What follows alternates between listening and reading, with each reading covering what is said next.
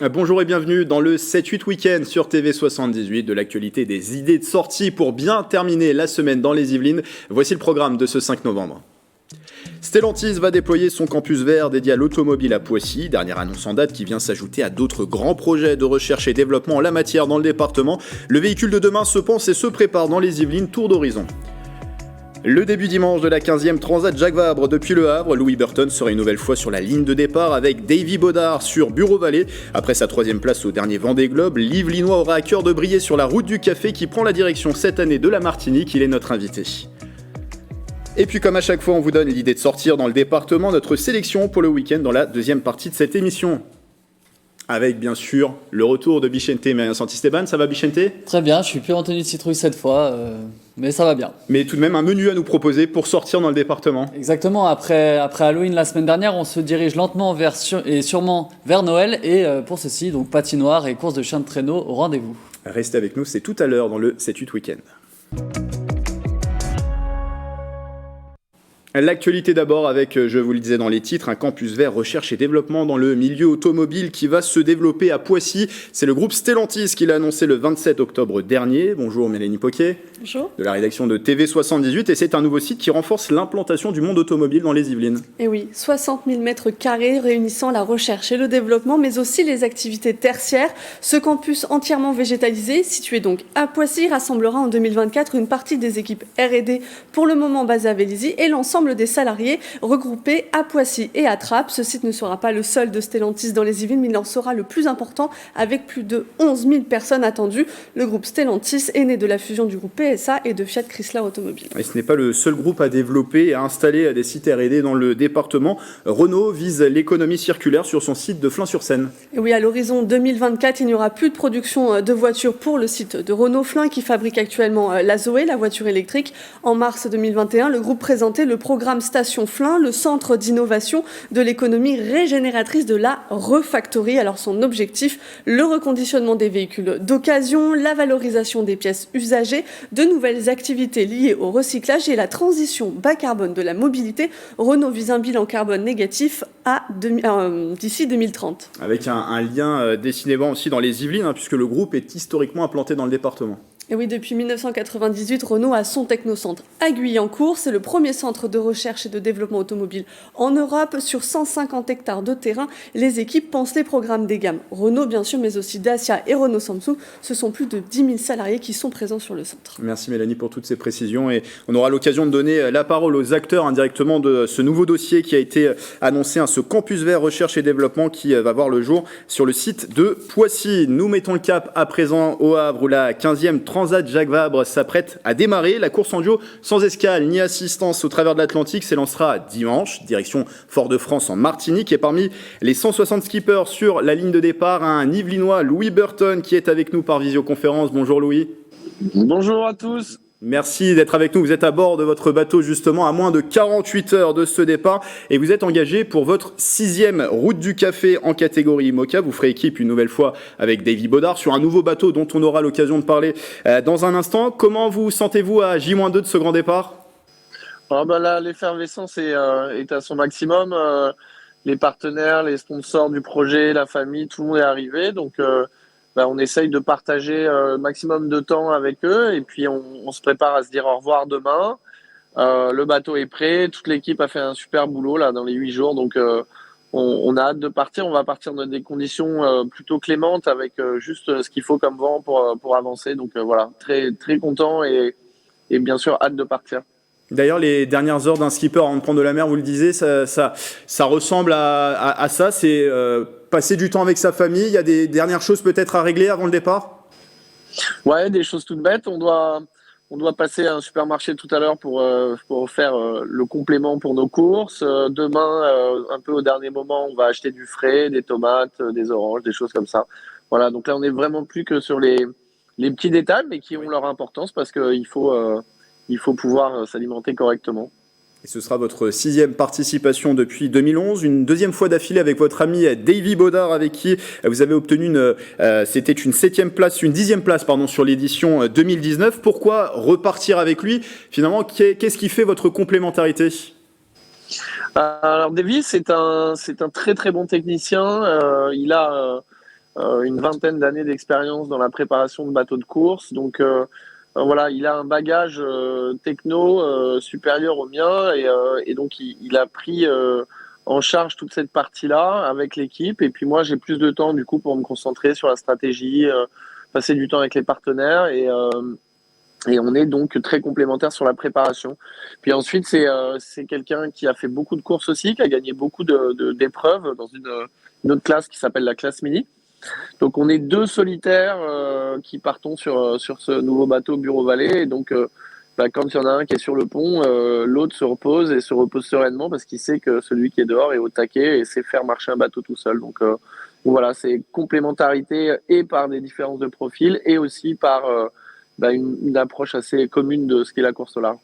Alors, par rapport au dernier Vendée Globe que vous avez clôturé, une belle 3e place, la course est beaucoup plus courte. Elle se déroule cette fois-ci en duo. Est-ce que ça change la donne? Est-ce que l'expérience du Vendée Globe va vous servir justement sur cette transat? L'expérience du Vendée Globe, ça sert toujours forcément. Il y a une partie du parcours qui se ressemble. Toute la première partie jusqu'à l'équateur et même jusqu'à Fernando devant le Brésil, c'est très proche du Vendée Globe. Donc c'est bien d'avoir encore ces souvenirs-là en tête. Après, c'est très différent dans le sens où là, c'est un sprint qui va durer une quinzaine de jours. Donc, il faut tout de suite rentrer dans un rythme très soutenu pour pas se faire décrocher par les bateaux de tête. Et on est dans un rythme où on est en double, donc on mène la machine à 100% tout le temps. On est plutôt sur des notions d'endurance sur une course comme le Vendée Globe. Et pour la première fois d'ailleurs, la course transatlantique ira non pas à Salvador de Bahia au Brésil, mais jusqu'en Martinique. Alors, il y a des passages classiques qui restent, vous en avez parlé, le début de la course avec passage de la Manche, le golfe de Gascogne, le Poteau Noir. Comment vous l'appréhendez justement ce nouveau parcours? C'est super de changer un peu. C'est ma 6e Jacques Vabre et on a été au Costa Rica, on a été à Itajaí au Brésil, puis à Salvador. C'est sympa d'aller dans une autre destination. Les Antilles françaises, c'est magnifique en plus. Et puis ça fait tout un parcours, toute une tranche du parcours qui correspond pas à ce qu'on a l'habitude de faire. Donc entre le nord du Brésil et puis la Martinique, là il va falloir repasser l'équateur, le Poteau Noir. Voilà, c'est très excitant d'aller découvrir ce nouveau tronçon. On voit effectivement à l'image et avec un nouveau bateau sur lequel vous naviguez depuis quelques mois, Bureau Vallée 3, vous l'avez depuis la fin du dernier Vendée Globe, vous avez changé après justement ce Vendée Globe que vous avez clôturé à la 3e place. Vous avez pu faire quelques courses à bord de ce nouveau bateau, quelles sont les sensations? Gros potentiel de vitesse, c'est un bateau qui va très vite à toutes les allures, donc voilà, on est très satisfait de ce choix. Après, on a encore atteint un stade supérieur au niveau de la vitesse et donc des chocs dans la mer. Donc c'est très éprouvant et il faut être en pleine forme. On a du coup beaucoup travaillé sur l'ergonomie à bord pour essayer de souffrir un peu moins de tous les chocs qu'on prend en permanence dans ce bateau qui est quand même une caisse de résonance en carbone. Et pour les non-initiés à la voile, qu'est-ce qui change concrètement entre ce nouveau bateau et le bateau sur lequel vous avez terminé à une 3e place au Vendée Globe? La taille des foils. Les foils, ce sont ces appendices sur les côtés du bateau qui ressemblent un petit peu à des ailes. Et c'est le même principe qu'une aile d'avion avec un intrados, un extrados. Et l'eau s'écoule de part et d'autre et ça fait décoller la coque. Sur le précédent bateau Bureau Vallée, ces appendices étaient petits et là, on a une énorme surface. Donc, c'est un bateau qui va décoller plus tôt et qui va voler plus haut, qui va être capable du coup d'aller encore plus vite en diminuant la surface mouillée, donc la surface traînée. Une dernière question, Louis Burton. Le plateau de cette 15e édition est très relevé. En catégorie IMOCA, il y aura le dernier vainqueur du Vendée Globe, Yannick Bestaven. Il y aura aussi les derniers vainqueurs de la Transat, Charlie Dalin et Yann Eliès, qui seront également là, mais sur 2 équipages différents. Votre meilleur résultat, on le rappelle, c'était une 5e place obtenue en 2013. Du coup, l'objectif, c'est de faire aussi bien, peut-être mieux, sur cette Transat? Ouais, l'objectif, c'est de rentrer dans le top 5. On a un bateau qui nous permet d'aller chercher mieux, mais on n'a pas encore énormément d'expérience sur ce bateau par rapport aux concurrents que vous avez cités là notamment et puis d'autres comme Charal qui ont des bateaux de dernière génération mais depuis pas mal de temps, qu'on fait le Vendée Globe avec. Voilà, donc on a une concurrence et un plateau très, très relevé. Et vous serez donc au départ de ce bateau dimanche sur votre 6e Transat Jacques Vabre aux côtés de Davy Baudard sur Bureau Vallée 3. Bonne chance Louis et merci d'avoir été avec nous. Et on suivra bien sûr cette course avec attention. La deuxième semaine des vacances de la Toussaint se termine bientôt. Peut-être que vous n'étiez pas dans les Yvelines ces derniers jours. Pas de panique, Mathilde Francou vous résume l'actualité de la semaine et c'est en 78 secondes.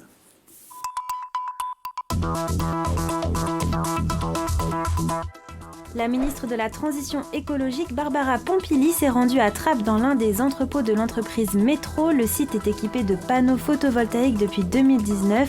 Ces derniers seront bientôt obligatoires. Cela fait partie des 10 mesures annoncées par la ministre de la Transition écologique pour le développement du photovoltaïque. Le méga-centre de vaccination au Vélodrome de Saint-Quentin en Yvelines réduit ses effectifs. Il passe d'environ 3000 vaccinations par jour à 300. Ce nouveau mini-centre composé de 3 box avec 2 médecins et une infirmière est ouvert du lundi au vendredi de 9h à 15h. La trêve hivernale a commencé, une période durant laquelle les locataires ne peuvent pas être expulsés de leur logement jusqu'au 31 mars 2022. Cependant, les personnes concernées par cette trêve doivent tout de même payer une indemnité qui équivaut au montant du loyer et des charges. Un nouveau pôle périnatal ouvre ses portes au-dessus de la gare de Saint-Quentin en Yvelines. Au total, 14 professionnels seront présents pour répondre aux besoins de la femme enceinte et des enfants jusqu'à l'âge de 1 an. Enfin, l'Open de France est de retour au golf national de Saint-Quentin en Yvelines, une reprise attendue suite aux annulations de ces 2 dernières années à cause du Covid-19. Le tournoi se disputera du 22 au 25 septembre 2022.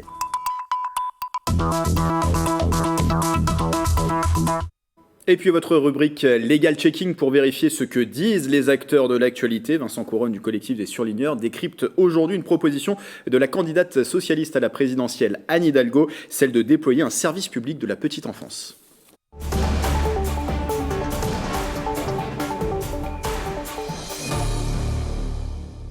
L'insuffisance du nombre de places en crèche en France est criante. Cela entrave l'accès au travail pour les femmes notamment, et c'est ce qui a conduit Anne Hidalgo, candidate socialiste à la présidence de la République, à promettre de créer, si elle est élue, un service public de la petite enfance. Crèche municipale ou crèche privée, l'offre en effet ne couvre que partiellement les besoins et les parents doivent recourir aux assistances maternelles, système bien plus coûteux et subventionné par la caisse d'allocation familiale.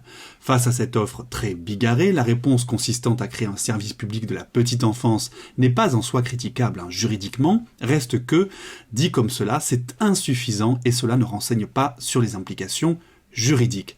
Pourquoi ? Parce qu'un service public national, il est géré par l'État, qui en assume donc les dépenses, alors que jusque-là, les communes étaient seules mises à contribution. Cela signifie que l'État reprendra sous son giron les crèches existantes et surtout qu'il s'engage à en créer d'autres, autant qu'il en faudra, car service public national signifie aussi égalité devant le service. Toute personne devra avoir accès à ce service public, où qu'elle se trouve sur le territoire, et à un coût raisonnable. Il faudra donc déployer un réseau de crèches, là où, actuellement, il en manque. Et puis aussi, qu'adviendra-t-il des 1900 crèches privées déjà existantes, mais aussi des crèches associatives ? Ces crèches sous contrat seraient donc subventionnées par l'État, de façon à en réduire le coût pour les parents. Et comme pour les écoles aussi, il y aurait des crèches hors contrat, des crèches de luxe, ou alors très marquées sur le plan idéologique ou religieux. On le voit, cette promesse lancée par la candidate socialiste nécessite d'être précisée, car ses implications vont bien au-delà de la seule ouverture de nouvelles crèches.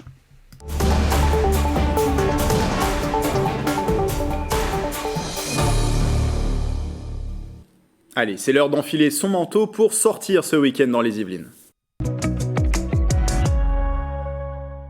Avec bien sûr la sélection de Bichente, Myriam Santisteban de retour en plateau. Et Bichente, avec le manteau, on va enfiler les patins à glace pour commencer. Oui, Grégory, la patinoire de Mantes-la-Jolie est enfin ouverte depuis ce mardi 2 novembre. Après une fuite de glycol ayant empêché sa remise en glace pendant près d'1 mois, elle est prête à accueillir les familles, les jeunes et moins jeunes de Mantes ou d'ailleurs. Une activité toujours appréciée des Yvelinois. Reportage.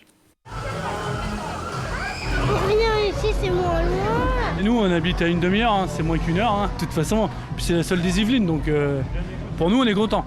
Encore déguisée aux couleurs d'Halloween, la seule patinoire des Yvelines a rouvert ses portes ce mardi 2 novembre. À Mantes-la-Jolie, l'arène est déjà très prisée des patineurs. Il y a un engouement, donc on a pas mal de monde sur site et puis on est agréablement surpris par cette clientèle au rendez-vous et qui est, je pense, très heureuse de nous retrouver, comme nous on est très heureux de les retrouver aussi. Moi, ça faisait quelques années que j'en faisais pas, je regardais plutôt mes enfants en faire et puis là aujourd'hui je me suis dit allez, on va retenter. On a prévu même de revenir ce week-end, je pense, en soirée, parce que c'est encore plus sympa. Quand on est avec ses potes ou même pour tout seul, c'est amusant de ouf. Sur la glace, tous les niveaux sont présents. Cela va du petit glisseur aux freestylers plus expérimentés.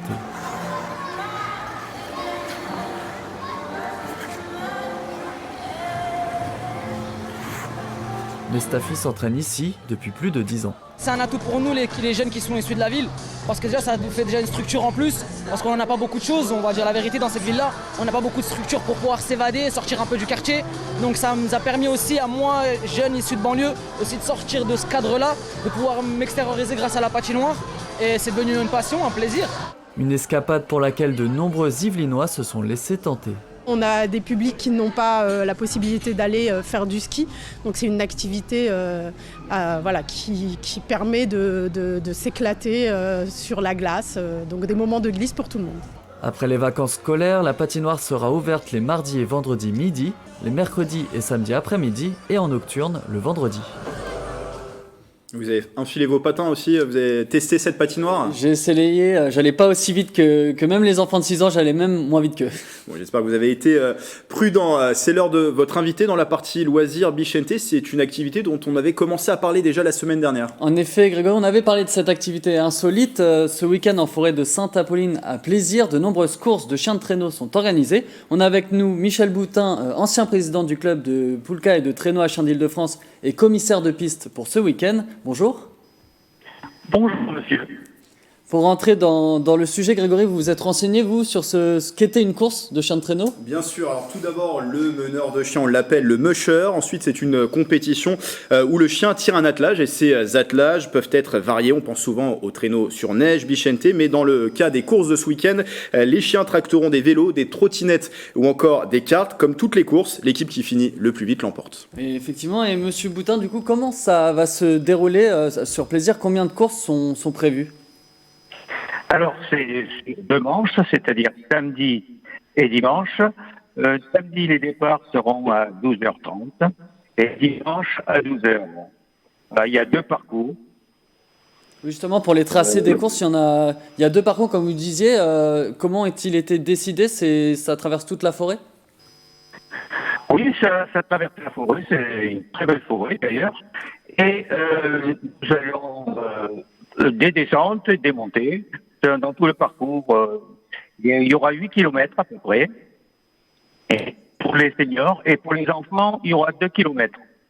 D'accord. Et par rapport à la discipline, on sait que les attelages de chiens les chiens peuvent traîner les attelages jusqu'à 40 km/h. Ça demande quelle qualité d'être musher, vous qui êtes musher aussi? La qualité, il faut être sportif, parce que parfois il faut courir derrière, pousser le kart, pousser le vélo. Même si on a des très bons chiens, il faut quand même courir derrière un petit peu. Peut-être pas dans les descentes, mais dans les montées, il faut quand même courir. Il faut être assez sportif. Voilà. Pour les spectateurs justement qui veulent venir voir ça, il y a des endroits stratégiques où se poser et regarder, peut-être l'arrivée par exemple? Alors, effectivement, à l'arrivée, c'est joli parce que ils en veulent. Mais alors, le départ, c'est encore mieux parce que au départ, ils sont un petit peu excités et il va y avoir des attelages qui vont démarrer très vite. Alors, on peut se mettre sur le parcours, mais sur le parcours, c'est sans les chiens, surtout sans les chiens. Voilà. D'accord, merci beaucoup Michel Boutin d'avoir été avec nous. Pour rappel, vous organisez donc ce week-end, samedi 6 et dimanche 7 novembre, des courses de chiens de traîneau dans la forêt de Sainte-Apolline, près de Plaisir. 75 attelages sont disponibles pour le départ des nombreuses courses organisées du coup ces 2 jours. Oui, il y aura à peu près 70 attelages et plus à peu près une douzaine pour les enfants. Voilà. Comme on disait, des vélos, des kartings et d'autres sortes de choses, puisqu'il n'y a pas de neige en ce moment, Grégory. Oui, merci à votre invité, effectivement, Bichente, Michel Boutin, qui était avec nous. La connexion un peu mauvaise, puisqu'il était dans cette forêt de Sainte-Apolline, où se déroulera, bien sûr, ces courses de chiens de traîneau ce week-end. Alors, ce week-end, c'est aussi le dernier week-end, malheureusement, des vacances de la Toussaint, mais c'est la dernière occasion de profiter des animations dédiées à One Nation. Oui, le centre commercial des Clés-sous-Bois a organisé à nouveau pendant les vacances son safari expédition édition. Plusieurs parcours ont investi les différentes places du centre. La principale, c'est le parcours aventure pour partir à travers la jungle tel Tarzan, avec 20 mètres de parcours d'acrobranche. Parmi les autres activités proposées, un mur d'escalade de 6 mètres de haut. Et enfin, un parcours d'équilibre pour les plus petits, donc ça c'est des 3 ans. Des petits ateliers pour s'amuser et travailler sa motricité. De quoi se dégourdir les jambes finalement au milieu d'une petite après-midi shopping en famille, Grégory. Tout ça, c'est accessible donc de 14h à 18h jusqu'à dimanche. On va enlever les patins à glace qu'on avait mis tout à l'heure pour aller sur la patinoire et enfiler les chaussures de running, puisque du côté de Fontenay-le-Fleury, il y a la course royale qui fait son retour pour une 8e édition. Exactement, organisée par la commune de Fontenay, les départs sont lancés dimanche matin de 9h à 13h. En 2019, ils étaient environ 800 à participer aux différentes courses. Au programme, cette fois, une course de 10 km, une de 20 km, une marche nordique de 10 km également, et une spéciale pour les enfants, un peu comme les traîneaux à chiens finalement, de 2 km de circuit. Point fort du tracé, comme chaque année, son parcours à travers la plaine de Versailles, avec une ligne de départ au niveau de la belle pièce d'eau des Suisses, un lieu emblématique notamment pour les joggeurs du coin.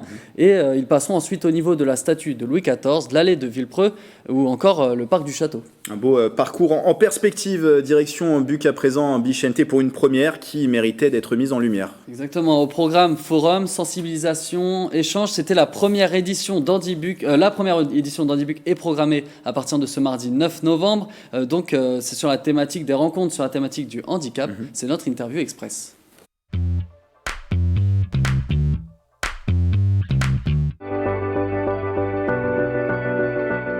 L'objectif, c'est vraiment de sensibiliser beaucoup de public.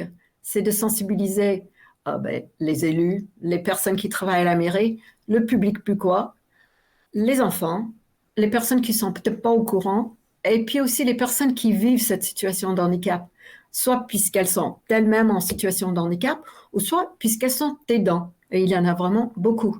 Donc, c'était pour que les gens soient davantage sensibilisés et éventuellement qu'ils veuillent, pourquoi pas, s'engager. On a 2 événements mardi. Le mardi soir à 17h, on a une conférence sur l'épilepsie et comment est-ce qu'on accompagne surtout les enfants ou les personnes qui souffrent d'épilepsie dans les écoles ou dans les situations sociales. Donc, on a ça. On a aussi mardi matin, et ça sera repris le dimanche lors du grand week-end, un théâtre forum. Alors, le sujet du théâtre forum, c'est comment insérer ces personnes qui sont en situation de handicap dans le milieu professionnel. Le 13 samedi, on va passer le film Patient dans le théâtre de Buc à 20h30. On a aussi le dimanche, donc c'est le dimanche qui est la grande journée, une partie aussi au gymnase, où il y aura des associations sportives et autres qui vont présenter. Et puis le dimanche, je me permets, parce que je prends le document, je n'ai pas tout en tête, mais il va y avoir des expositions, des animations, des conférences, des débats. Andy Buc, donc à partir de ce mardi 9 novembre à Buc, et ça se poursuit jusqu'au week-end prochain. Les 13 et 14 novembre, oui, parce que Bichente, le 7-8 week-end, on donne des idées de sortie pour le week-end qui nous concerne, mais aussi le week-end d'après. En l'occurrence, je le disais, c'est le week-end des 13 et 14 novembre, avec, pour terminer cette émission, de la musique, le retour d'un fameux festival de la Vallée de Seine. Exactement, c'est la 22e édition du festival Blues sur Seine. De nombreux concerts auront lieu du 12 au 27 novembre, parmi les têtes d'affiche Jean-Jacques Milteau, un des monuments de l'harmonica en France, le chanteur-guitariste Eric Maseko également pour revisiter certains classiques du jazz, du blues et de la soul, ou encore Laura Cox, rockeuse au style très varié. Pour la programmation, elle est répartie sur de nombreuses villes du Val-de-Seine, Mantes-la-Jolie, Magnanville, Limay, Aubergenville, Andrézy et j'en passe. Pour cibler une commune ou un artiste en particulier, rendez-vous sur le site internet du festival. Quant au tarif, il varie selon les concerts. À noter cependant que le pass illimité pour avoir accès à tout est fixé à 95 €. Merci Bichente pour toutes ces idées. On vous retrouve où ce week-end, vous ? Ce week-end, peut-être du côté de la course royale, j'ai fait quelques footings là-bas des fois. Peut-être que je me joindrai à vous pour cette course royale effectivement qui est au programme du parc du Château de Versailles jusqu'à Fontenay-le-Fleury. Merci pour toutes ces idées. C'est déjà à la fin de ce 7-8 week-end. Merci d'avoir été avec nous. Ne manquez pas lundi sur TV78 le retour du journal de la rédaction. Et d'ici là, passez un très bon week-end sur TV78.